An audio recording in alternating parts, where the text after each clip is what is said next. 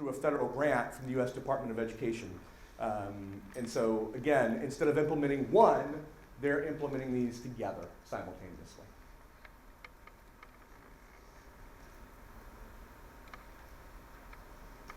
Okay, let's talk about instructional leadership teams.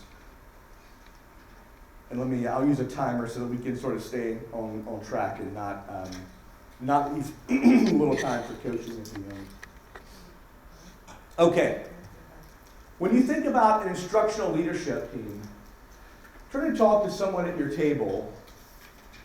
How would you describe it? What are the descriptors that you would say of it if we use the term instructional leadership team? What does that mean? Talk at your table for maybe 60 seconds. Instructional leadership team, what is that to you? Right? And as a team, they've got to have a vision to get us from here to that big picture that they see. Is that an accurate paraphrase? Yes, and sort of have a strategic plan to get there. Absolutely. Strategic plan. So strategic thinking as well. Yes. So, and in doing that, they're a team of people that facilitate and empower? Absolutely. Two great words, facilitate and also empower. I saw a hand in the back. I think they would lead a reflective process within teams. Being reflective. Great word as well. Other descriptors of a instructional leadership team. Yes, in the back. Keeping the focus on student learning outcomes and drawing it back there. Absolutely. Focus. That's a word we're going to hear several times in this session. Focus, and also I appreciate the focus specifically on the student outcomes. We had a session yesterday. We were talking about instructional leadership teams, and there was a question: can students be on the instructional leadership team? And that was the first time we had actually gotten that question, which is sort of, we don't get a lot of first-time questions. Having done this for like 15 years, you sort of have heard about every question at this point. And so, in answering the question, typically there's another forum to include students or parents. However, my response was, while the student physically is not on the leadership team, we're constantly talking about student learning, student outcomes, and student data. So their voice permeates the leadership. It's always on the leadership team, but they're not physically on the leadership team. Okay, yes? Facilitate, supervise, support, and ensure that learning is taking place for all stakeholders. Yeah, I'm going to pull two of those words specifically, supervise and support, right? Sort of taking those at the same time in tandem. Absolutely. Now, let's dig into, let's operationalize a leadership team a little bit. Who's on the team? We're going to make this a little bit of a rhetorical question. Who's on the team? Here's a simple answer. We know that the principal or the organization leader is on the team. In terms of other people on the team, it's then up to that leader to determine who should be on the team. So, in some schools, it may be a group of vice or assistant principals. In some schools, that might also include grade level chairs. It may also include instructional coaches. It may also include department level chairs. It may include some of those. So there is no set group. The other thing, the word that I would use to describe it, not necessarily during the year, but from year to year, the team may be fluid. So because the department chairs are on the team one year, they may not necessarily be on the team the next year. They could be, but it's up to the principal, and it's also up to the school in terms of what's your goal, what's your outcome, what are you working on? So for example, if math were identified as the main deficiency, then you may want to include more people from math on the leadership team to help problem solve and figure out why are we having these deficiencies on math. Just an example to show the fluidity of the team. Again, that answers the second question. How often does the team meet? Here's what we recommend. In this model that we're going to look at, and I'm going to give you a very specific model, we would say once a week for 1 hour. Once a week for 1 hour. Who facilitates? Now, notice the word facilitates, because we could have put lead. I could have said who leads the leadership team. But I very specifically chose the word facilitates, because it's up to the leader to not necessarily, in this model, we don't expect the leader to have all the answers. We believe in distributed leadership. So, but it's up to the leader to facilitate. the meeting, and there may be other people that lead pieces of the meeting, but the leader facilitates, or the principal facilitates. And then who coaches? We'll see the power of coaching in a little bit, but I think oftentimes as principals, we have principals in the room? Any principals in the room? I think as principals, you spend a lot of your time coaching and helping teachers. My question is always, when do you get coaching? Who coaches you, right?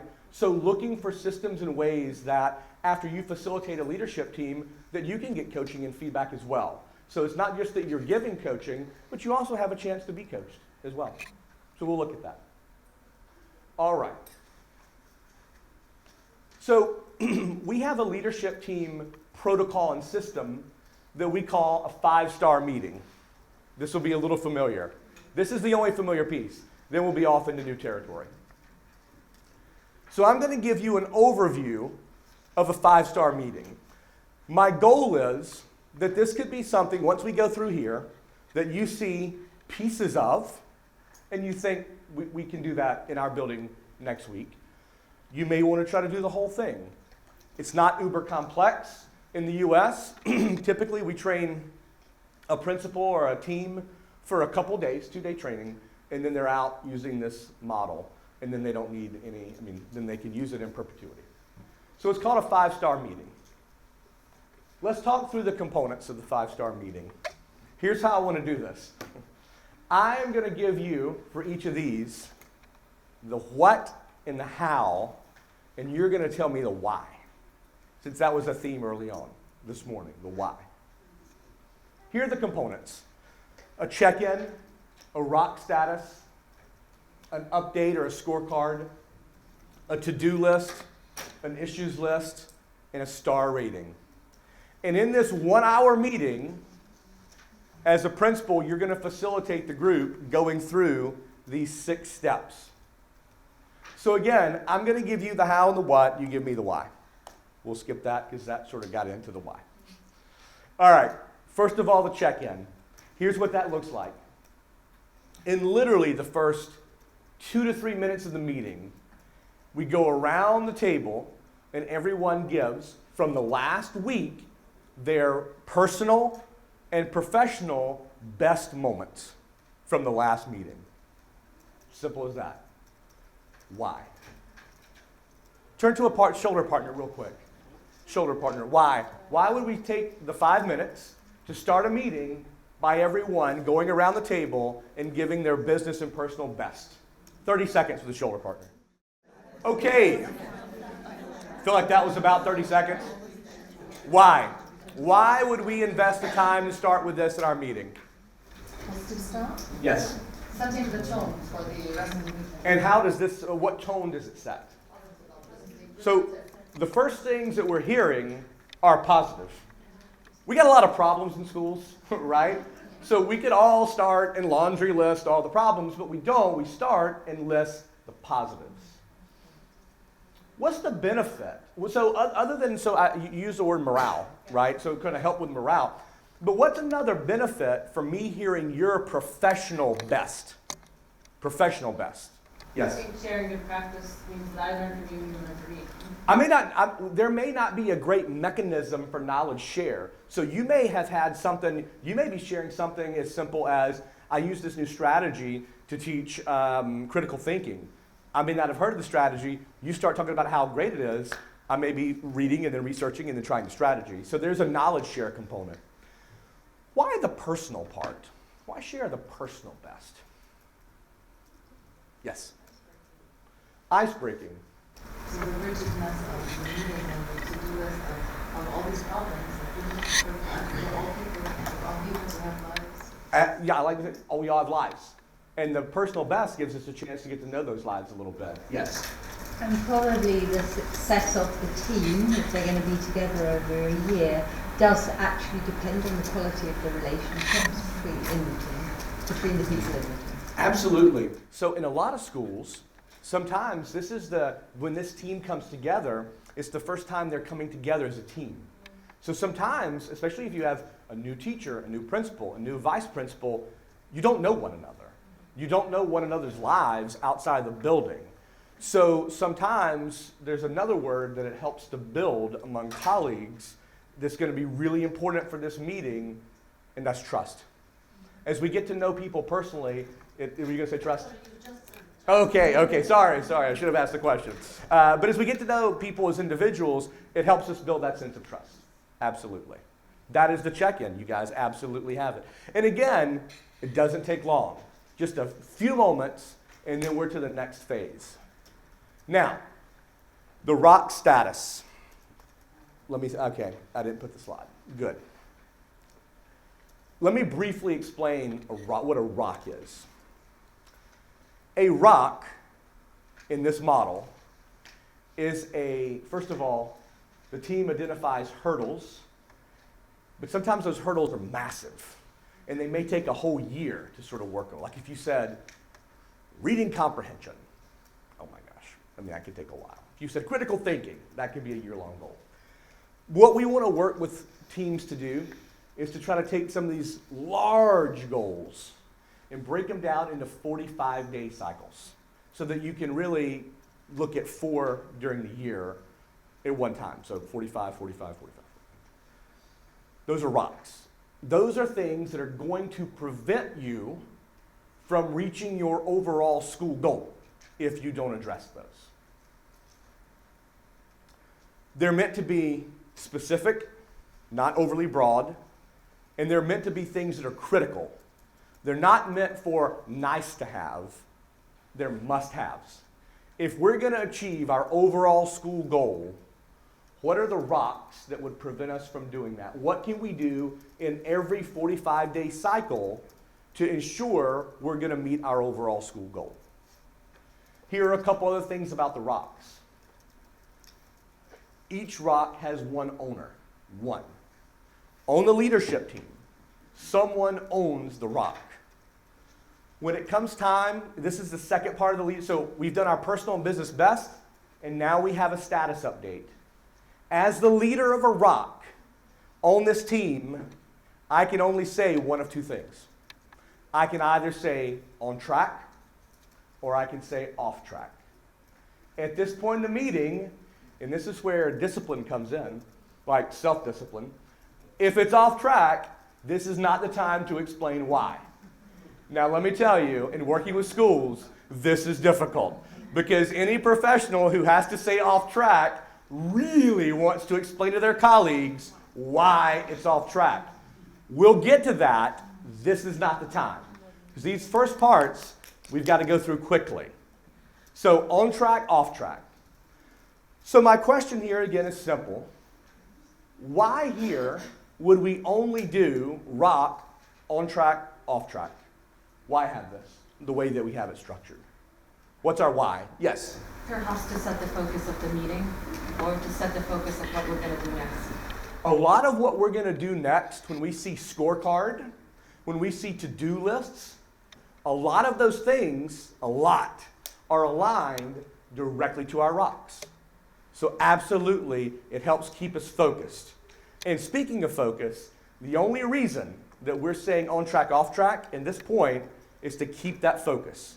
That it's either on track or it's off track. Okay? Because then, as you alluded to, the next piece is what we call the updates or the scorecards. So I mentioned before, this is where the student data comes in. This is where, and it doesn't have to be all student data. It can also be observational data. So for example, I have a video example of a school using this model. And for their updates, they're talking about doing observations in classrooms and looking for the level of academic conversation among the students. So that's what was on their scorecard, because their rock was academic conversations with students. That was what they tackled in that 45-day period. And so their scorecard was going in and doing informal, not evaluations, but just classroom observations to look at what's happening in all these classrooms with academic conversation. So the update, I guess I'm kind of giving you the why. We'll skip that on this one. So the update is a way to take the rocks and then look at the student data aligned to those rocks. So we've said on track, off track, but this next part provides us a couple minutes to delve one layer deeper to look at either the student or the observational data behind the rocks. So far, we've been through 3 parts of the meeting, 3 out of 6, and we're literally 7-8 minutes into the meeting. So you can see these first parts go by very quickly. One thing that was brought up yesterday, in terms of data, this is usually something that you want to send out ahead of time, right? It doesn't make sense to use time in the meeting for everybody to first look at data. Send that out in advance so that people can look at it, and then and then it's more of a conversation versus everybody just looking at data for 5 minutes, so that it can be more interactive. So those are the updates. Next, we have a to-do list. I'm going to get back to the why thing. I'm not going to give you the why. I'm just going to tell you the what. Based on the rocks and based on the conversation, there is an active to-do list. A lot of schools use a Google Doc so everybody can see it simultaneously. It has actions. It has a date that those actions need to be done, and it has a person beside those actions. For every action, someone is assigned to the to-do. Why?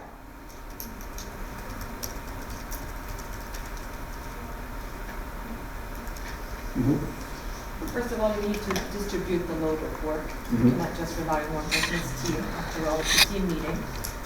The second point would be specialization. Some people on the team might be more able to solve an issue because of their specialization. And third of all, we need to hold someone accountable for the task at hand. And there are dates set, so it needs to happen. Yeah, I want to unpack the things that you said. Did you want to add anything to that? I was going to say accountability. Accountability. Okay. So first of all, we should probably try as best we can to match up the to-dos with the person who might have the most experience and or time to do those, so that one person doesn't unfortunately get all the to-dos and then other people don't, but also it sort of matches expertise. But we also use the word accountability.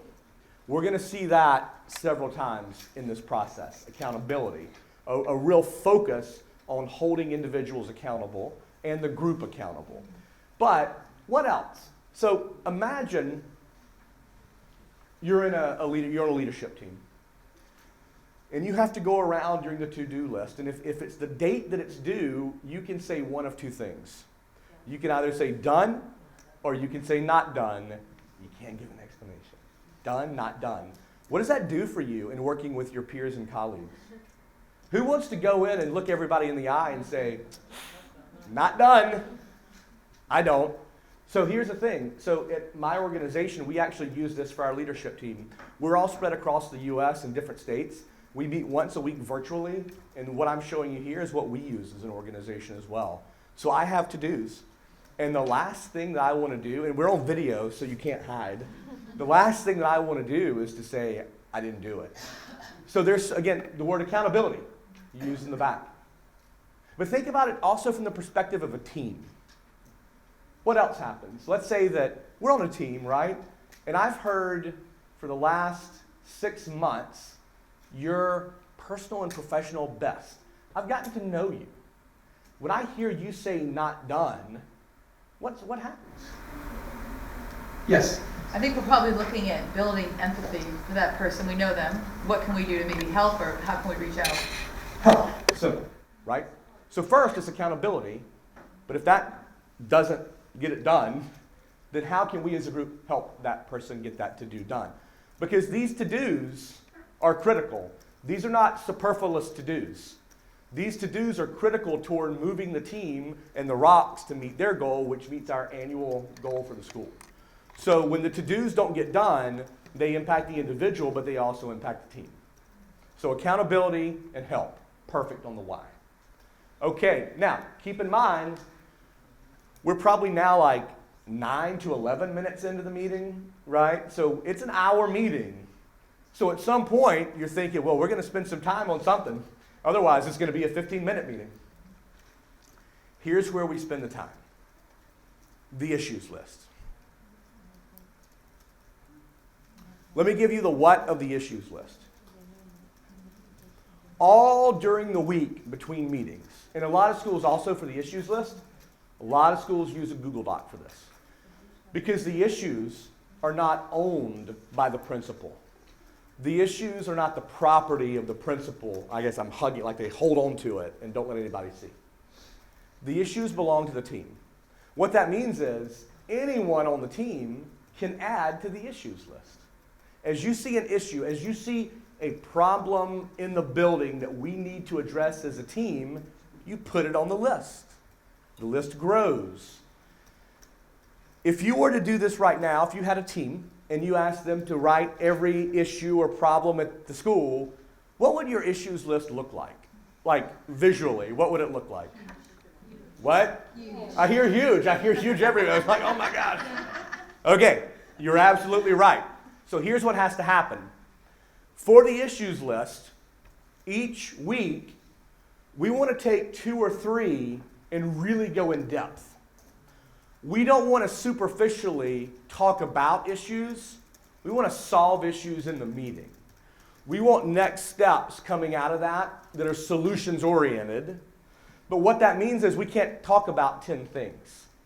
So what we're going to have to do every week is we're going to have to prioritize those issues. Often at first, we see the principal do the prioritization. That makes sense. After, go ahead, yes. I think that the team should have the chance to set the priorities as well, or to share actually, in terms of what's needed on the needs. I'm so glad you said that. Because very quickly on, we want the principal to distribute that to the whole team. So that what often happens is when you come together, when you get to the issues list, the principal will say, come on, here are issues, prioritize our top 3, and we're going to discuss those. Thank you. So that it's not held by the principal. That's something the principal, again, distributes to the team. So again, when we talk about issues, we're not superficially discussing. We're going in depth on 2 to 3 issues to move to solutions. Now, let's bring back a few things. Let's bring back the rocks. If, when we were saying on track, off track, if a rock is off track, that's a problem. Because the rocks are critical. And if a critical solution is off track, guess where it goes? It goes on the issues list. So you may have had issues coming in, but when somebody says a rock is off track, it now definitely goes on the issues list because you need a solution to get the rock back on track. A lot of times as we're talking about the issues, we get to-dos that come out of the issues. As we're going towards solutions, sometimes we're adding to our to-do list based on our discussion of the issues. So again, this usually takes 45 minutes. So again, we're trying to, again, 2 to 3, we're trying to really address the issues as deeply as possible. The last piece, of the meeting, in the last 3 to 4 minutes,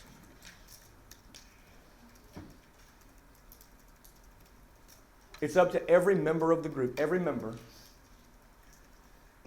I want to be careful my wording, to reflect on, but ultimately to give a number or a rating to the meeting on a scale of 1 to 5. And that's why we call it a 5-star meeting. Our goal is to have always 5 stars. However, when we reflect, we want to be accurate. We don't want to just everybody, oh, it's all 5s, it's great. And sometimes that's hard to do. There was a comment in the back, I think we said trust a bit ago, in the very beginning. We're talking about these personal bests sometimes to build a sense of trust and partnership. And this is where that comes in. This is where that's critical. Because we have to be honest with ourselves. And as principal, we can't see this as sort of a slap or a negative. It's part of the growth. We want everyone to genuinely give this meeting a rating. Now, if we have a time, we also want people to say why. So sometimes there's very logistical reasons that it may not be a 5-star rating. For example, if we had 6 people on the team and 2 people were not at the meeting, we lost 2 very valuable perspectives. I don't see how that can be a 5-star meeting. At the same time, if we took an issue and talked about it, but just sort of like more like rolled around in the problem, couldn't get to any to-dos or solutions, maybe that was not as effective. Maybe that's not a 5-star meeting. Most of the schools that we work with, in the very beginning of the school, set their own framework and their own expectations for what a 5-star meeting looks like. So here's my question, why? Why would we take the last 5 minutes to reflect on and rate the meeting that we just had? Why would we do that? Yes? To make the next one more efficient and learn from it. Well, absolutely. We're trying to get to the 5-star meeting. We want to hear why we didn't get there so that next time we can work on those things. Anything else? Yes? I would believe that as leaders, the best practice that we have first of all have is reflection.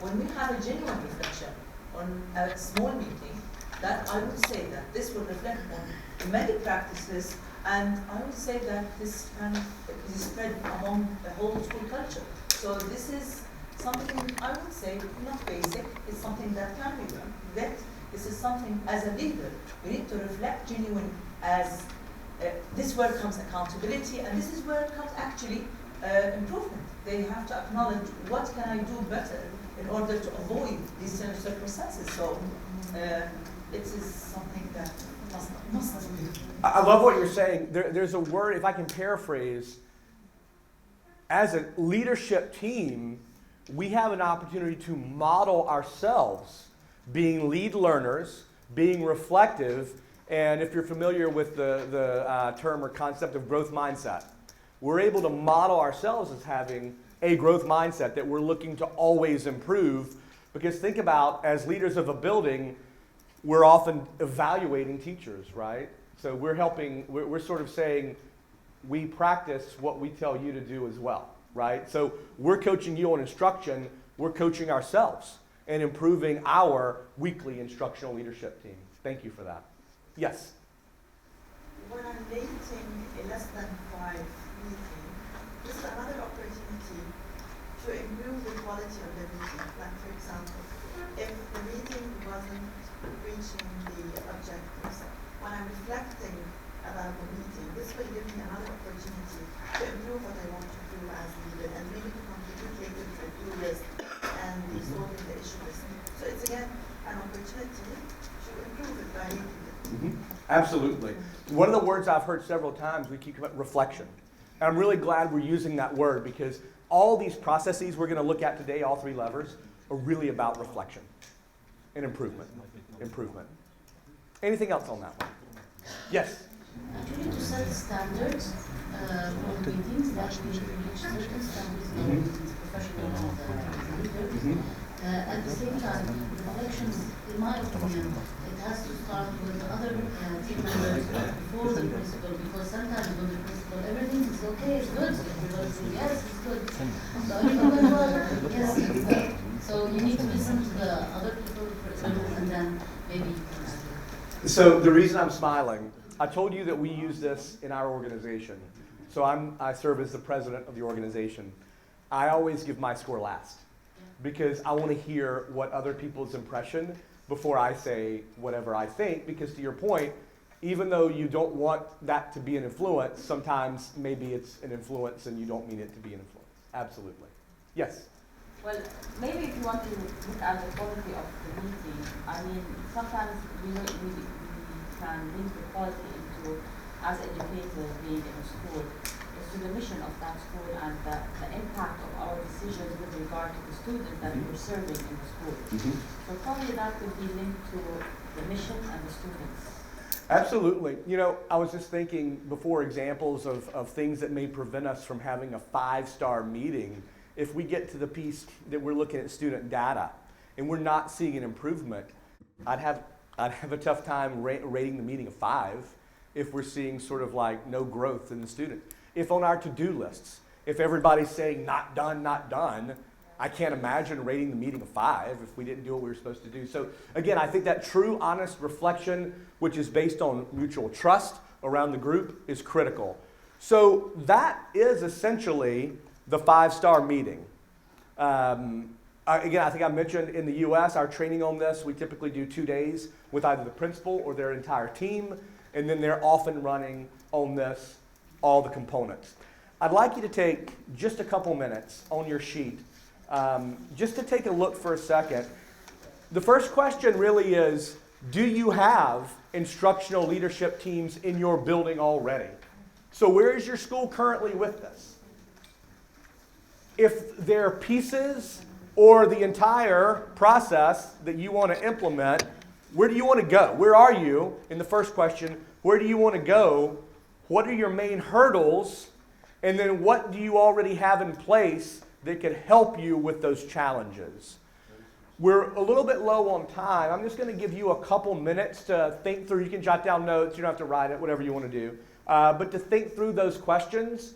And then we're going to go into the second lever, which is our professional learning community. Yeah, no, okay.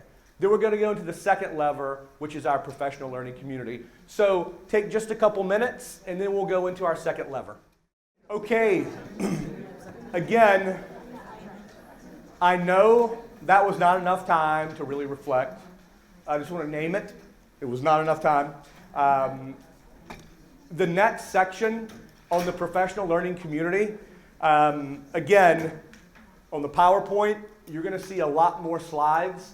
I encourage you to take a look at those to go into a lot more depth on the professional learning community model.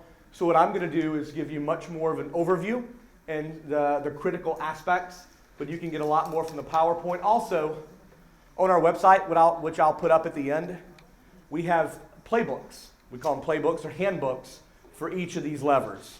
So there's like a toolkit on implementing this process as well online. There's a toolkit for the PLC and a toolkit for coaching as well. So let's look at the PLC model. We've talked about the leadership team at the top. Now it's time for professional learning communities. So we'll pull all these up. Okay. Our process is known as STEP, the Supporting Teacher Effectiveness Project. We worked with the Bill and Melinda Gates Foundation about 7 years ago to create this professional learning community model. Here's what makes this different. Most PLCs, most professional learning communities, are what I would call deficit-based. And what I mean by that is most professional learning communities focus on the negatives, focus on the deficits, focus on where we aren't doing well, and there's a logic to that. And again, let me be clear, I'm just showing you one way to do it. There are 1,000 ways to do this process. But this is one that we've been working on for the last several years. Instead of a deficit-based approach, we take a positive deviance-based approach. And what that means is quite simply this. We believe in any organization, no matter the challenges that are being faced, that there are bright spots in the organization. Sometimes it's hard to see those bright spots, but they're there. So this process is designed to identify the bright spots and then help those bright spots transfer into other classrooms. That's the big picture. So one of the reasons we know, about the PLC model, is that nobody knows teaching like teachers, right? So as principals, sometimes it's difficult for us to get up and lead a PLC when we've been out of the classroom for a while. That's okay, because in a lot of the schools we have instructional coaches, we have grade level chairs, we have content department heads, and all those things who can lead. The other thing that is an unfortunate reality is if you look at the latest research from Harvard, and this is a group of math teachers in the US, you'll see that their trajectory of impact from years 1 through 4 is major upward trend.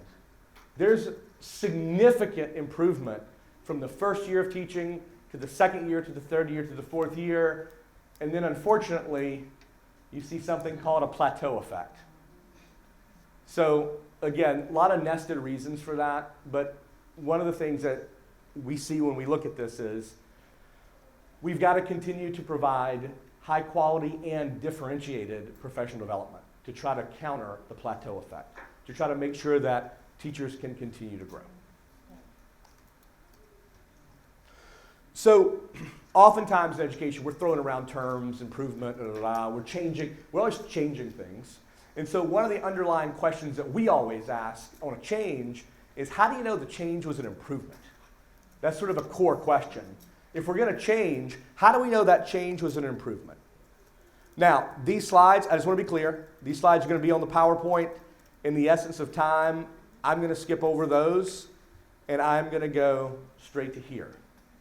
I promise you email me, as soon as this session's over, you email me, send you that PowerPoint. So again, just like the 5-star meeting had a protocol, STEP has a protocol. Here's the protocol. First, we seek a problem. So we're looking for what is our biggest area of need? What do we need to grow in as a building? Where do we need to grow? But discover is what gives it the positive deviance. Because when we're identifying our biggest challenge, we're saying, though, we've got to have bright spots in this building or in this organization. So somewhere, someone is getting uncommon results. Let's put it into practice for a second. Let's use inferencing, working with students to be able to make an inference. Let's say we've identified that as a challenge throughout the building. Well, then it's time for the leadership team to start looking at data, looking at and going in and doing observations to see who is getting uncommon results in this building of teaching students to make inferences. That's our discover. So if you notice like the bell curve here on the image and the star on the right side of the bell curve, we're looking for the uncommon results. So once we get the uncommon result, then it's time to confirm. In other words, is this something that can be operationalized and can be exported to other classrooms? Is it a strategy? Is it a set of strategies? Is there something, what is this teacher doing to get this uncommon result? Can we transfer that into other classrooms? That's confirmed. Now let me ask a question. I see arrows on top. Those arrows on top make sense to me, right? We go from seek to discover to confirm, but wait a second, there are arrows on the bottom. Why would we have those arrows on the bottom? Because in the real world, absolutely, you get to confirm. Sometimes you can't confirm it. You cannot unpack, sometimes you cannot unpack what is happening. We've got to go back. We've got to discover something else. Let's go back to the drawing board. What's happening? What we thought was making the difference, we're not able to confirm it. So let's go back a step. And then finally share. So imagine, let me sort of operationalize this. We call it a STEP team. It's usually 5 to maybe 10, sometimes more, maybe 12 teachers. And it's usually facilitated by a teacher. And notice I'm using the word facilitated.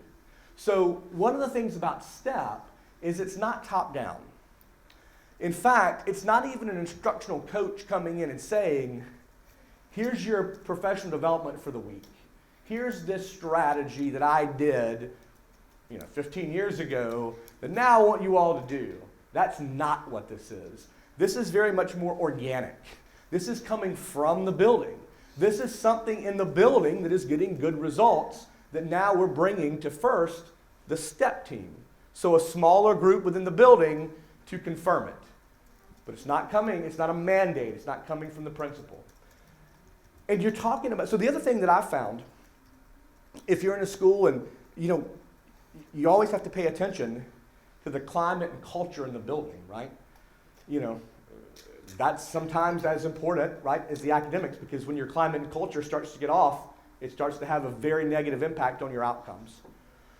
One of the unintended consequences of this model, imagine for a moment you're a teacher and you go to this meeting, and every week you hear about positives. You hear about bright spots. It sort of changes the climate. It changes the conversation in the buildings from a deficit-based approach of you come in and every week you hear about what's not going well to every week you hear about the positives. Hey, this is getting great results. This is getting great results. How can we replicate it? So it has an impact on the climate and culture. This last piece, share. So it comes into the STEP team, and that team meets weekly for about an hour, generally. Sometimes every other week, but at least every other week, but hopefully weekly. But the last piece is, it came into the STEP team. The STEP team confirmed it. Now we share with the entire building or the entire organization or across organizations. In the US, I mentioned we have 50 schools implementing a federal grant. They actually share these between schools and between states virtually. So we've created this huge STEP group in the US. But sharing is the last piece. So, yes.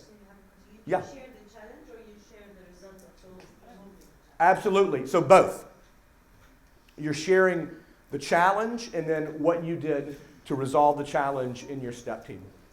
This could be a long process. Yeah, so great observation.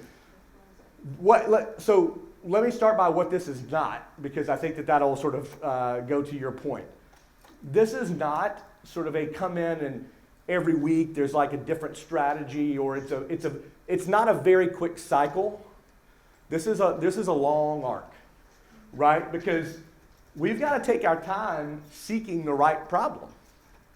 That's not going to happen in one meeting or probably two meetings, because we want to get the right one that has the most leverage on some of our other issues. Discover, that may take weeks. It won't take a day, it may take weeks. Confirm. So think about it. A teacher's been successful at teaching inferencing, and now we've got to confirm that the way that's done can be transferred to other classrooms. That's weeks. And then finally share. So to your point, a lot of times when I see professional development done, I see it done sort of, this is terrible because this is like the metrics are off, but a mile wide or a kilometer wide and a centimeter deep. All right? When you think about this, it's the opposite. It's a kilometer deep and then a centimeter wide, right? So you're taking something very specific and you're working on it, because instead of throwing out strategy after strategy and people may or may not use it, you're actually building expertise among this small group in a way to teach students inferencing. I find this very important because actually there's a lot of things at stake. First of all, there's accountability to the teachers themselves. When they say there's a problem, then you have to let them dig into it and make sure it's there. And then they will come up with the solutions. And this way you make sure that not everybody comes and says, yeah, well, we have a problem with, for example, teaching math.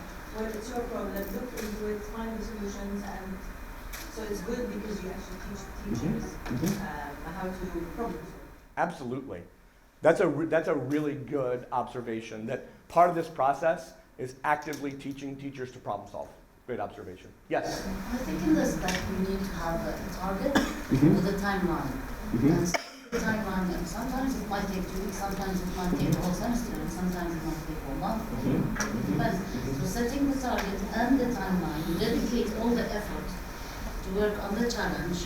It's very good to do that. Maybe it's more focused to do that, rather than giving it or leaving it to the next meeting to discuss. No, set a deadline, set a timeline, and a plan. And a lot of schools do that. I'm glad you said that. And dedicate the efforts and the time. And let me give you an example. So we had a lot of schools that just started this process. In the US, these schools start back in mid-August. Usually, sometime around October, they were moving here. Then November, December, they were moving here. And then, is it March already? I don't think they're even, and this is their first year, right? And the first year is a learning process, right? I mean, you're still teaching the tools of problem solving. But I can tell you a group of schools that I'm very familiar with here in early March is not ready to share yet in that first year because this does take time. Absolutely. Yes? Is it possible to have different step teams working on different issues and then they come together? Like the math department might have challenges that are different than the languages or the arts and so on. I'm smiling because I love it when I get a question that is something I forgot to say. And it's a great reminder. It's almost like I ask you to ask me that question. So, absolutely. So, let me tell you the common structure, and let me tell you what I've found to be a really great structure. The common structure is the step teams in secondary schools are by department. It makes a lot of sense, right? That totally makes sense. I get it. In the early grades, a lot of times they're grade level or two together. So first and second come together, they're a step team. Third and fourth, they're a step team. Absolutely. And they're each working on slightly different things, especially in secondary, right? That, the math department, to your point, math department's focused on their highest area of need. Literacy's doing something different. Foreign language is doing something. Science is doing something different. Totally fine. Absolutely. No, we are only a secondary school. Yeah. This is why Oh, yeah. Now, let me tell you how one district's doing it that I'm really excited about. This is so it's 28 schools in a group in a district in the U.S. And first of all, because they have a really, what's the good adjective? Robust teachers union. They are not robust. They're not. She laughed. They are not allowed to require teachers to meet after school. Can't do it. Against contract. Totally cool. Here's what this district said. It's optional for this step. You meet after school, totally on you. If you don't, no repercussions, nothing bad, but it's optional.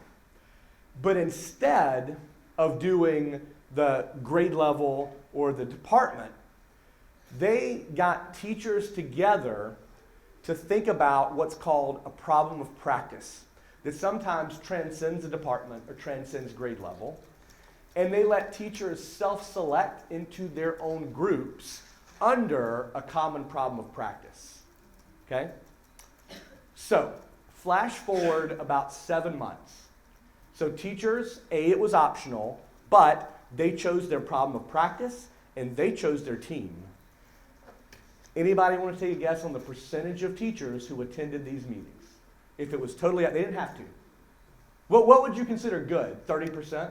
If a third attended, that's pretty good, right? I would think. 82%.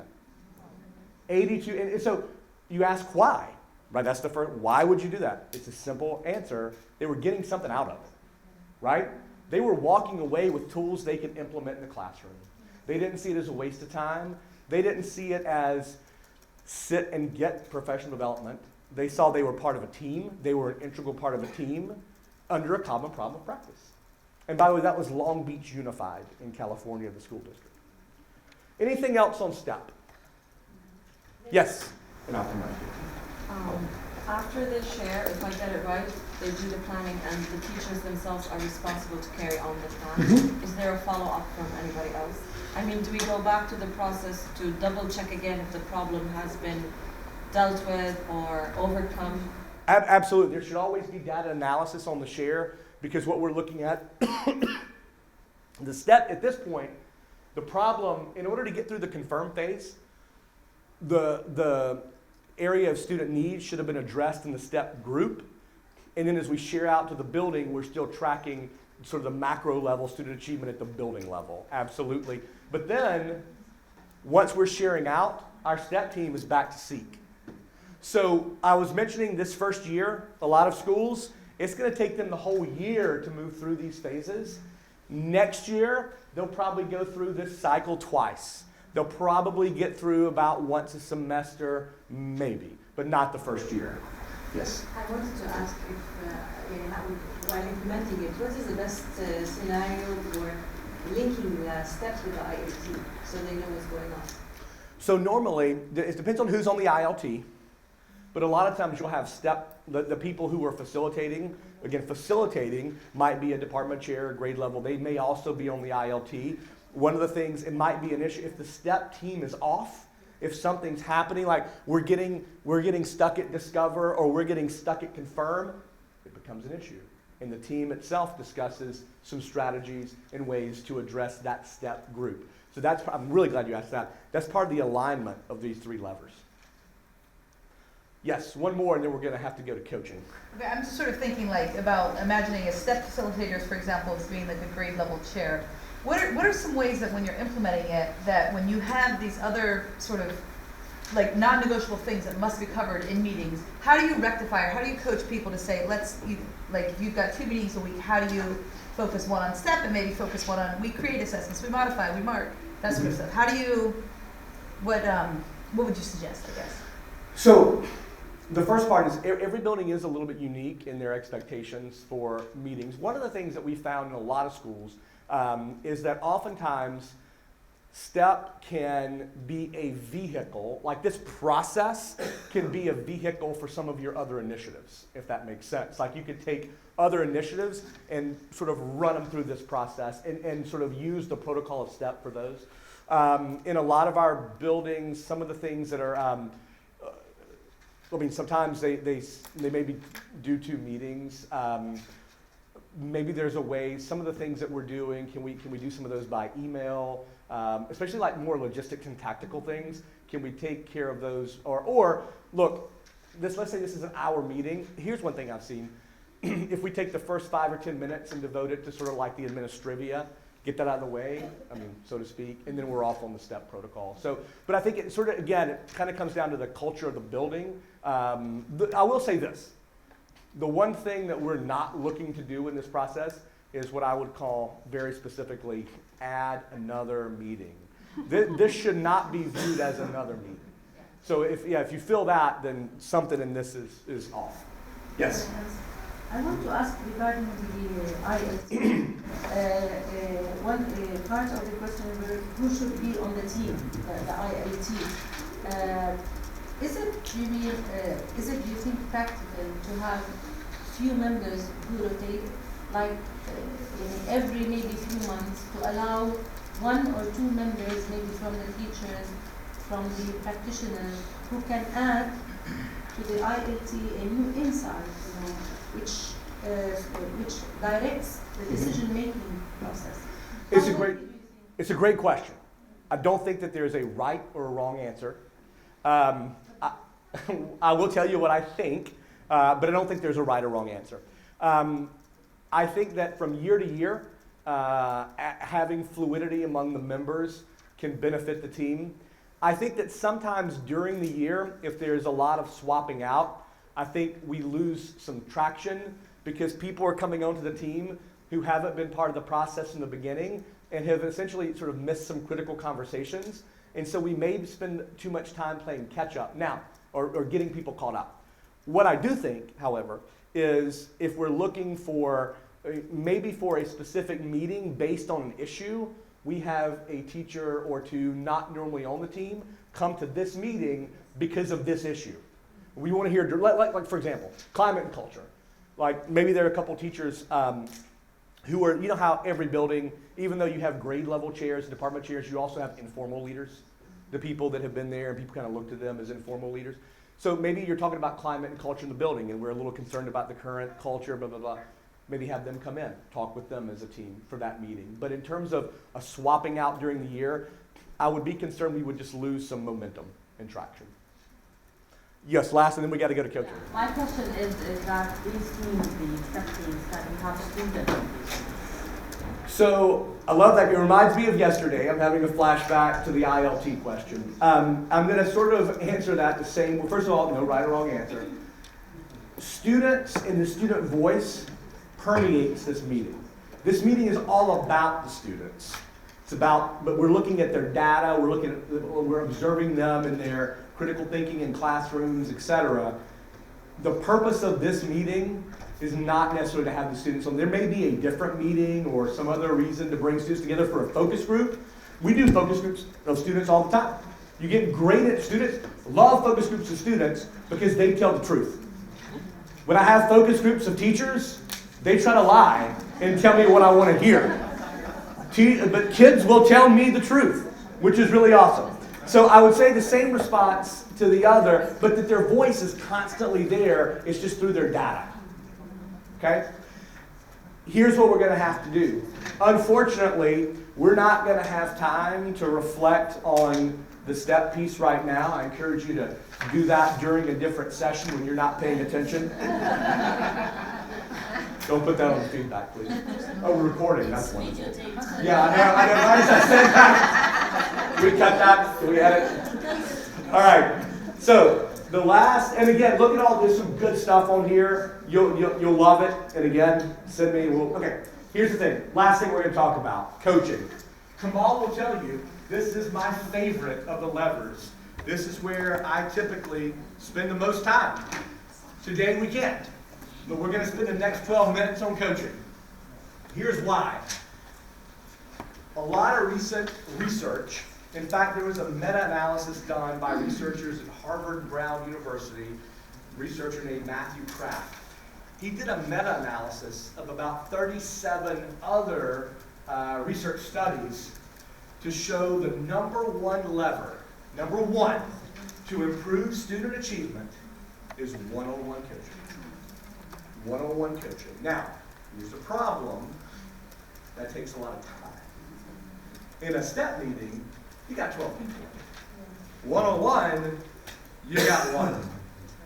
So it is the highest leverage, but it's also the highest in terms of time. So that's the give and take. But let's talk about coaching for a bit. When we talk about what coaching is, we need to talk about a few characteristics. Individualized, that means it's one-on-one. Intensive, good coaching is not superficial, right? Good coaching is not coming in and talking about having standards written on the board or, the student discipline, all that. That's not intensive. We want to really try to get to a root cause, right? We're looking for the highest leverage thing in a lesson we can improve.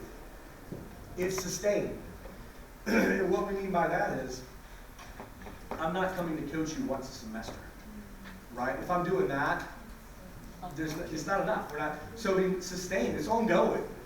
So we're getting sort of like job embedded ongoing coaching, and then it's context specific. So this one's where we're able to combine pedagogy and content. So that we're not just coming in talking about pedagogy, but we're able to combine some content coaching as well. And there are a lot of different ways to do that. But when we say coaching, I just want to operationalize, that's what we mean. So what I want to do in our time left that we have, because my goal is to give you something that you can a tool that you can walk out with for these last 12 minutes. So I'm going to share with you a fairly straightforward coaching model that's used in probably about 15 states in the U.S. So, I don't know, what is that, 5 million teachers-ish are being coached in this model. It's very straightforward. I'm going to take you through here and we'll talk about the whys. And again, this will sort of be the last thing, but this is something that, what I like about this is it takes practice to do it well, but it's something that once we go through this, you can start trying tomorrow. Well, maybe not tomorrow, because you'll be here. Or you can coach each other. All right, here's what it looks like. Introduction. First thing we're doing, by the way, these coaching sessions, typically around 25, 30 minutes. If you find that you're coaching someone for longer than that, my personal record is 90 minutes, and it was terrible.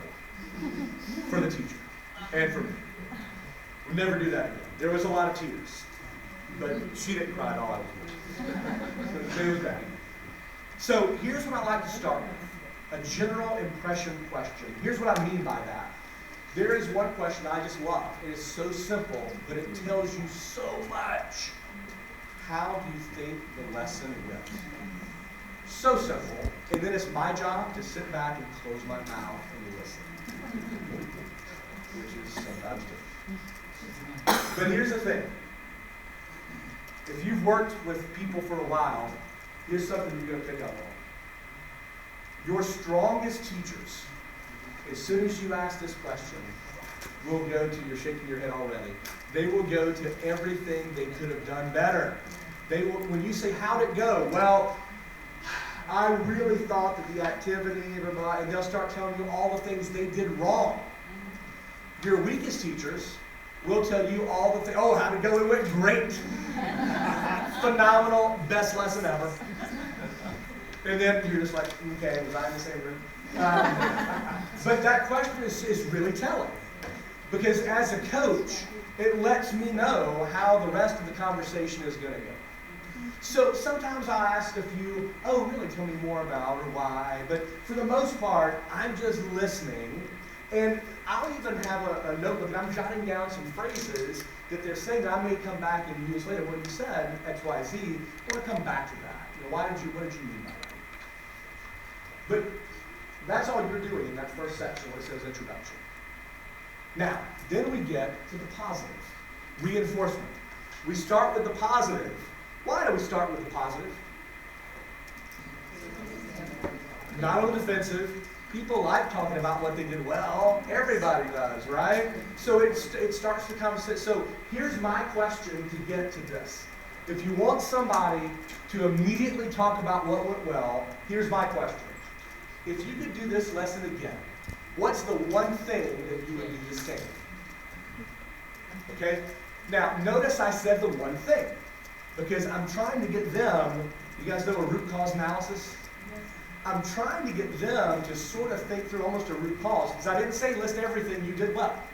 That if you could do this again, what's one thing that you would do exactly the same? So my goal is to get them thinking about the positives. Then I have a series of reflective questions. We're going to talk through those. I've been taking notes in their lesson, so this is really important. I'm not just giving opinions. If you can see, I'm giving examples from their lessons. This is not about me as a coach. In fact, a lot of people say, well, how much should the coach talk? How much should the teacher talk? There's no certain percentage, but I'll say this. If as a coach you're doing more talking than the teacher, that's a problem. You should simply be asking questions and getting to self-reflect. And then one of the things that, in terms of a positive, that we want to make sure is that positive practice continues in the class. So we're highlighting it, and then we're looking for ways to continue that positive practice.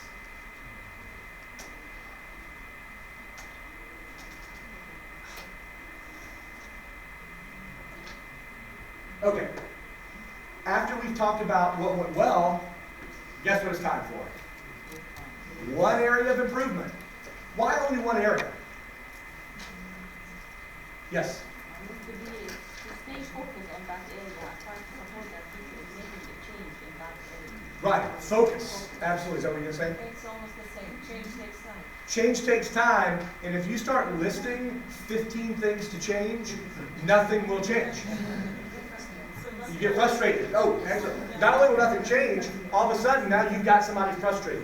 But if you can take one area, and so you'll know what my question is for this. If you could do this lesson again, what's one thing you would do differently? So simple, but it makes them come up with what they would do differently. So then, it's sort of the job of the coach to use reflective questions to steer the conversation. So again, this is really, really important here in this one. You've got to have examples. If I'm just being real with you for a second, even though there are cameras in the room, if I'm just being super honest, in the first part when you're talking about something that went well, even if you didn't have examples, People tend to not want to argue when you are saying positive things. Wait, that was not that good. They don't tend to do that. They tend to smile, they tend to nod. But when you get to what you should do differently, they don't smile anymore. And sometimes they don't nod anymore. So examples are really, really critical here to be able to give student actions and teacher words verbatim. Not just, oh, I think you said. That's not a good coaching situation. It needs to be exactly what you said. And then, of course, this last piece is looking forward to another lesson. Let's say we talked about having students engage in higher level problem solving activities. Think about a lesson upcoming, and what does that look like in an upcoming lesson? So again, we're sort of like taking what we talked about for the current lesson and applying it to an upcoming lesson. Here are a couple quick do and don'ts of coaching. Open-ended questions. Don't ask yes or no questions. So in a tough coaching conversation, if you ask yes or no questions, here's what you get. First of all, you get arms folded, and you get no. And that's all you get. So open-ended questions, non-judgmental. Let me skip down to no I statements. You know, if you want to shut a conversation down, start throwing around, I did this. Well, when I was a teacher, let me tell you what I did. That will pretty much shut down the coaching conversation. Also, these last three words, could have, would have, should have, that's not the purpose of the coaching conversation. You want to keep it grounded in what happened, what was the result. You want to sort of keep judgment out of it. It's when you said this, the students did this. And if you have a learning framework, if you have a rubric, I would have that out. Where does that fall in the rubric? You got like a Danielson rubric or a Marzano rubric, but always grounding it so it's not just like your idea, it's grounded in effective and good instruction. No I statements, right. What do you want to do? Again, I usually will have about 4 questions pre-written for the positive area and the area for improvement. And after that, at that point as a coach, I'm just off script and I'm just sort of going back and forth with the teacher on the point. I'm just trying to ask a lot of how questions. You know, early on, when I first started coaching, I asked a lot of why questions. And there's a place for why. But lately I've been more focused on the how in terms of a coaching conversation because there's a couple books, but one of the things that I found is sometimes the teachers got frustrated with a lot of why, but how made them operationalize more, and it made it more applicable in the moment. So I've been on a how kick lately. Another thing that we tend to do is paraphrase, right? So when we're hearing responses, we're paraphrasing those, and it shows that we're truly listening and taking in what the person we're coaching is saying, and it's more of a conversation. And of course, read body language. I mean, one of the other things too, as principals, don't coach in your office. Go coach in the teacher's classroom, right? I call that home field advantage. Give the teacher, make them feel comfortable. Also, sometimes I see people sitting across from one another. Always sit beside, right? It shows you're sitting sort of shoulder to shoulder. You're in it together. There's not sort of a hierarchical thing on that. But this is sort of like the body language piece of that stuff. It matters. It absolutely sends a message that if the principal's behind their desk having a coaching session, it's coming from a place of power. Absolutely. Versus if you're sitting in 2 desks in a classroom, you're sitting shoulder to shoulder. The other thing that I have to say, I know we're running out of time, is know when to stop, like me right now. And what that means is, no, we're done. Know when to stop. Whenever you're coaching and someone's sitting and they lean back and do this, at that point, you're done. Stop. Exactly. You're done. At that point, nothing you're going to say is going to transfer. Stop. On that note, I'm going to stop. You guys have been phenomenal. Sorry we ran out of time. I promise you. Thanks, guys.